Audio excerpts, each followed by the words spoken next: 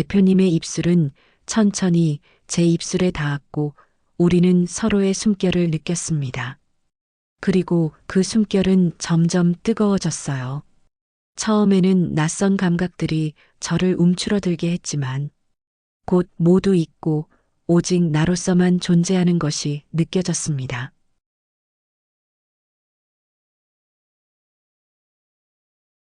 저는 49세 마케팅 회사 과장 이주영이라고 합니다.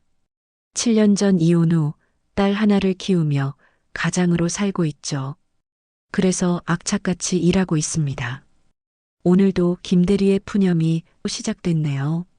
이번에는 남자 직원을 뽑아야겠어요. 일 좀 가르쳐 놓으면 결혼하고 임신하고 육아휴직 가버리니. 부장은 젊은 여자를 좋아해서 반영이 될지는 모르겠네요. 육아휴직 낸 은정 씨는 글래머스한 몸매에 얼굴도 예뻤거든요.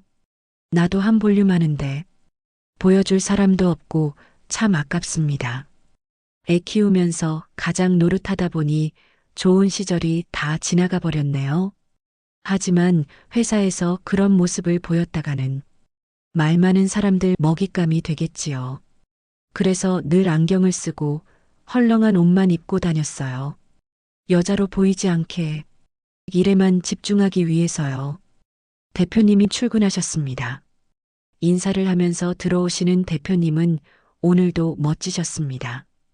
훈훈한 얼굴에 60세라는 나이가 믿기지 않을 만큼 단정한 슈트핏.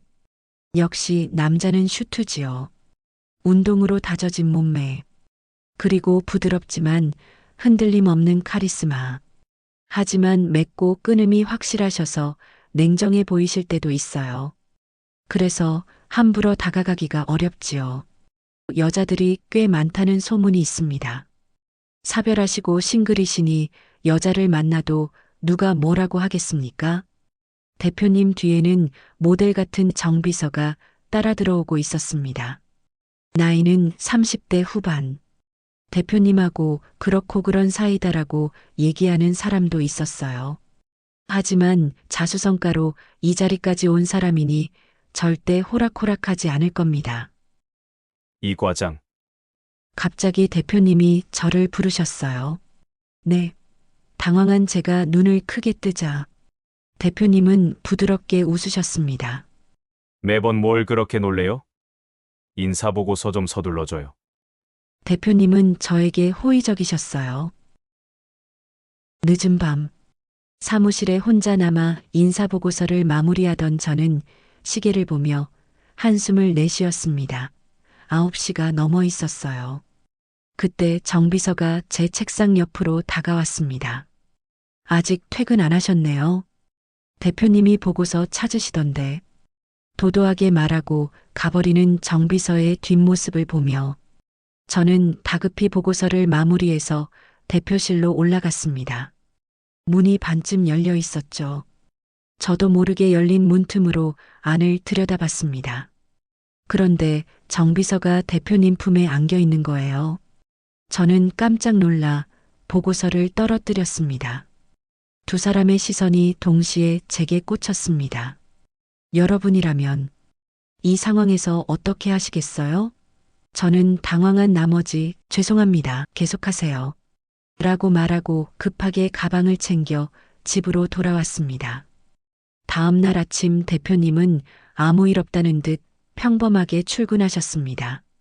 그런데 뒤에서 따라오던 정비서가 없었어요.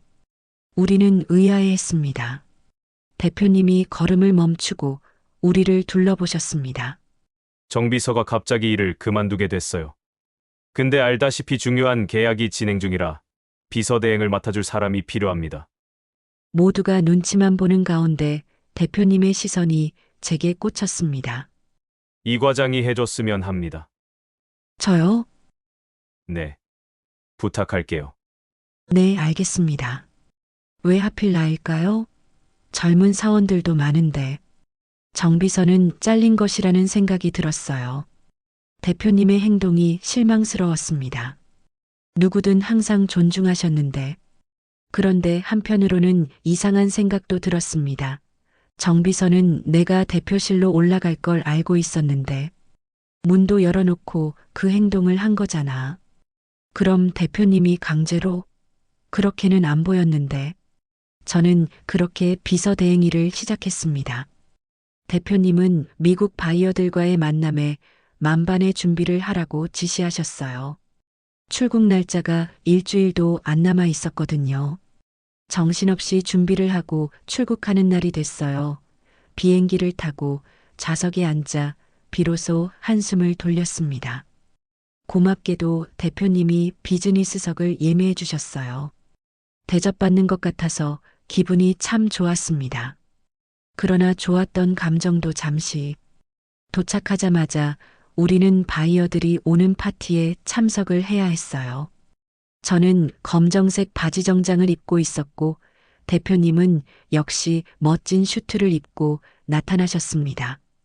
그런데 저를 보더니 놀라서 말씀하셨어요. 지금 그 옷을 입고 파티에 가겠다는 건 아니지요? 네. 무슨 문제가 되나요? 이 과장은 지금 우리 회사를 대표해서 가는 거예요. 회사 얼굴에 먹칠할 셈이에요? 그 안경도 좀 벗고. 저는 당황했습니다. 미처 거기까지는 생각을 못했거든요. 사장님과 급하게 고급 부티크에 갔습니다. 직원들은 제 몸을 훑어보더니 몇 벌의 옷을 꺼내왔고 저는 그 중에 검은색 드레스를 골라서 급하게 갈아입고 나왔습니다. 거울로 본 제 모습은 평소와는 완전 다른 모습이었습니다. 예쁘기는 했는데 상의가 많이 파여 있었어요. 그런 자리에 입고 가기에는 좀 망설여졌습니다. 그때 급하게 저를 부르는 사장님의 목소리가 들렸고 저는 빨리 화장을 끝내고 나갔습니다. 대표님은 제 구두 소리에 고개를 돌리셨어요. 무심하게 보던 눈동자가 커져서 저를 바라봤습니다. 머리부터 발끝까지 훑어보는 시선. 그리고 그 시선이 한 곳에 머무는 게 느껴졌어요. 순간 얼굴이 달아올랐습니다. 너무 과한가요? 다른 옷으로 갈아입고 올까요? 다들 놀라기는 하겠지만 일단 시간이 없으니까 출발합시다. 가는 동안 차 안은 묘하게 조용했습니다. 파티장에 들어가려고 하는데 대표님의 넥타이가 보였습니다. 넥타이가 삐뚤어졌어요. 급한 마음에 저도 모르게 손을 뻗어 넥타이를 정리했죠. 그때 두 사람의 눈이 마주쳤습니다. 순간 짜릿한 느낌이 들었어요. 당황한 저는 걸음을 옮기다가 높은 힐에 다리를 휘청했고 대표님은 제 허리를 잡아주었습니다. 잠시 시간이 멈춘 것 같았어요. 곧 정신을 차린 사장님이 제 손을 잡고 자기 팔에 팔짱을 꼈습니다. 그리고 낮게 속삭였어요. 지금은 비즈니스를 합시다. 우리는 그렇게 파티장에 들어갔고 바이어들과의 만남을 시작했어요. 다들 호의적이었고 분위기는 좋았습니다. 파티장에서 젊은 사람들 못지않게 대표님의 존재감은 드러났습니다. 당당한 자세, 유창한 영어 실력, 재치 있는 말솜씨, 자랑스러웠습니다. 저를 회사의 중역이라고 소개해 주셨는데 저도 같이 당당해지는 게 느껴졌어요. 그때 늦게 온 N사의 부장이 저의 과감한 드레스를 노골적으로 쳐다보고는 저에게 말을 걸었습니다. 비서는 아닌 것 같고 대표님 애인? 영어는 할 줄 알아요? 드레스가 장난이 아닌데. 건너 테이블에서 무례한 언사를 들은 대표님이 화가 난 표정으로 그에게 다가가셨어요. 분위기가 험악해지려고 하자 이러다가는 일에 지장이 생길 것 같아서 제가 나섰습니다. 저는 미소 지으며 자신 있게 안녕하세요. 저는 DK 코리아 과장 이주영이라고 합니다. 저를 저희 대표님 애인이라고 봐주시다니 영광인데요. 그런데 아쉽게도 아니네요. 그리고 저에 대한 과찬은 여기 다른 남자분들처럼 속으로만 생각해 주세요. 그게 매너 아니겠어요?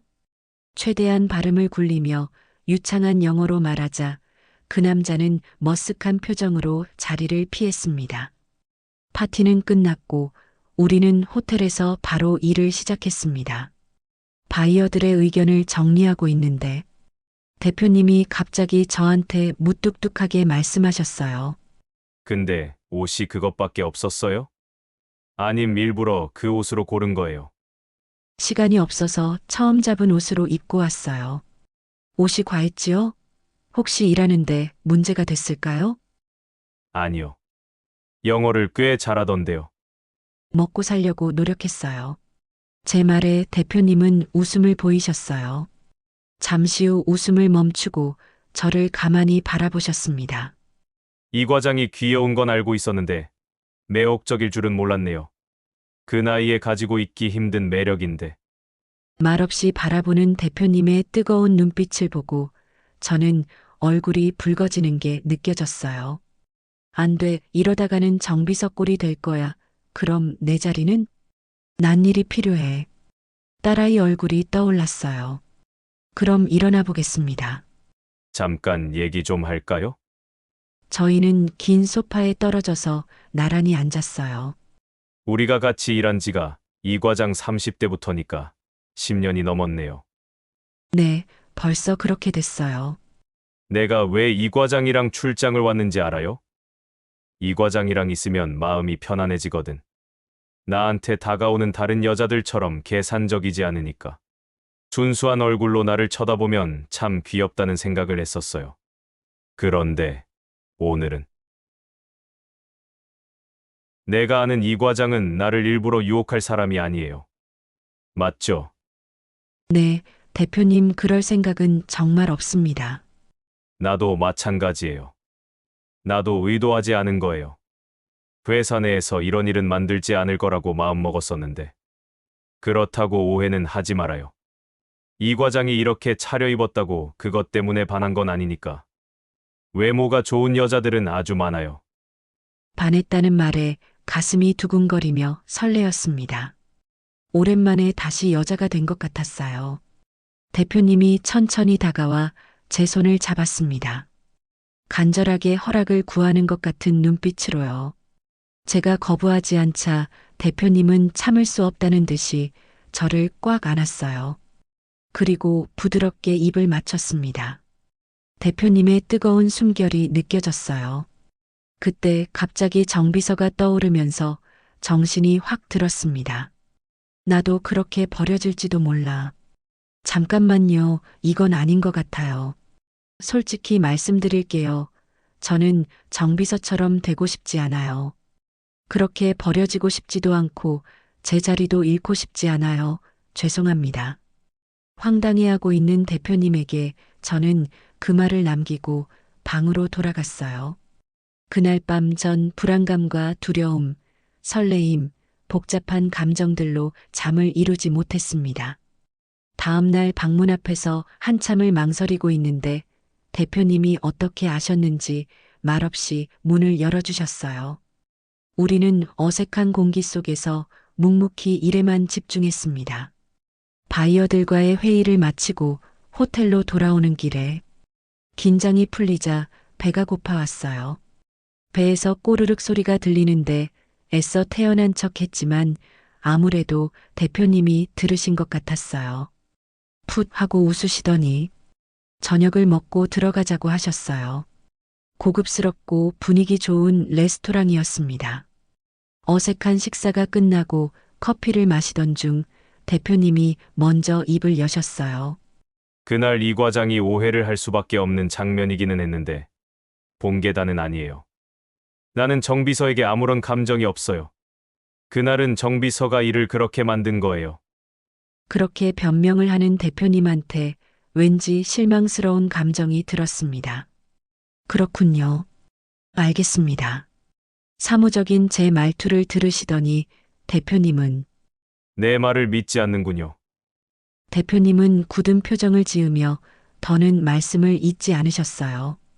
저희는 사무적으로 서로를 대했고 숨이 막히는 어색함이 계속됐습니다. 혹시 해고되는 건 아닐까 걱정도 됐지만 그렇다고 이제 와서 분위기를 바꿀 수는 없었어요.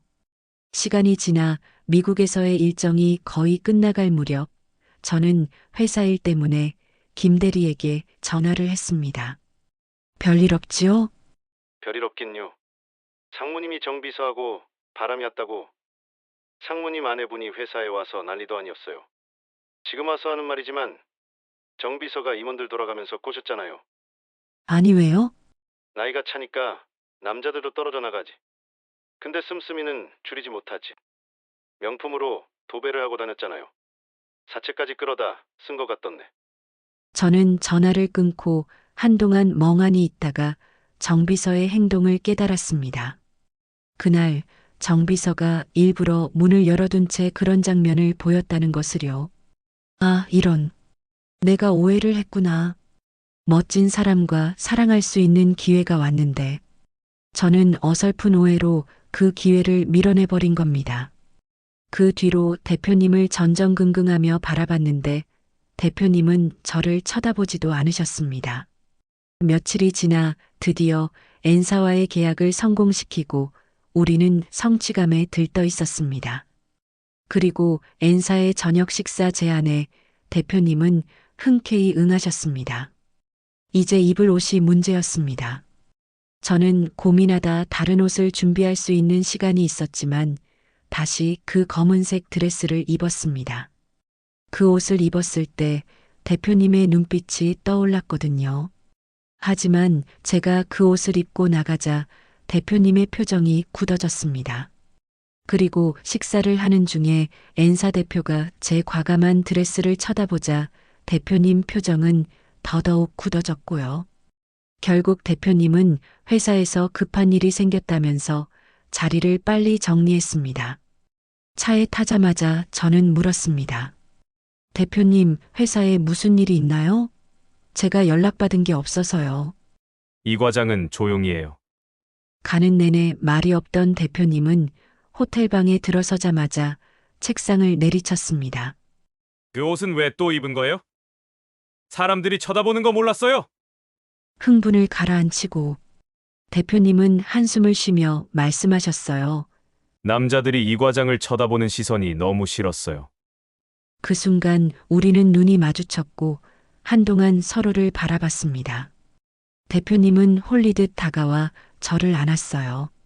지금도 아니면 빨리 말해요. 시작하면 전처럼 멈추지 않을 거니까. 얼굴이 붉어진 저는 말없이 대표님을 올려다봤어요.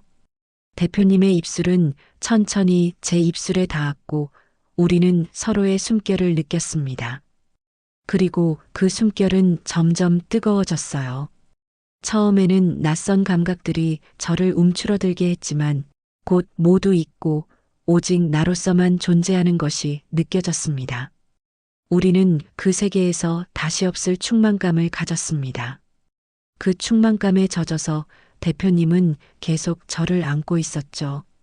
사랑받고 있다는 느낌에 행복했지만 정비서 일에 대해 사과를 해야 했어요. 대표님, 정비서 일은 제가 오해를 했습니다. 죄송해요. 이제 내 말을 믿는 거예요? 네, 전부터 정비서가 은연중에 나한테 사적인 감정을 보였어요. 내가 선을 확실히 그으니까 한동안 잠잠하더니 그날 갑자기 나를 유혹하더군요. 이 과장이 그 장면을 보고 어떤 생각을 할지 뻔하니까. 그걸 빌미로 돈을 요구했어요. 일은 잘했는데 역시 인성이 안 돼 있으면 사고를 친단 말이지. 그 말을 하고 대표님은 저를 그윽하게 바라보셨어요. 그러고 보니까 사고는 우리가 쳤네요. 저는 사고라는 말에 마음이 불편해졌습니다. 대표님 사실 저도 원하는 게 있어요. 꼭 들어주셨으면 해요. 대표님의 표정이 굳어지셨어요. 꼭 지금 얘기를 해야겠어요? 네. 제 단호한 대답에 대표님은 잠시 침묵 후 차가워진 표정으로 말씀하셨어요. 말해봐요. 원하는 게 뭐예요? 우리가 어떤 관계가 되더라도 대표님의 개인적인 감정 때문에 저를 해고하는 일은 없을 거라고 약속해 주세요. 제 말이 끝나자 대표님은 어이가 없다는 듯이 그게 다예요? 네. 전 이 회사에서 계속 일하고 싶어요.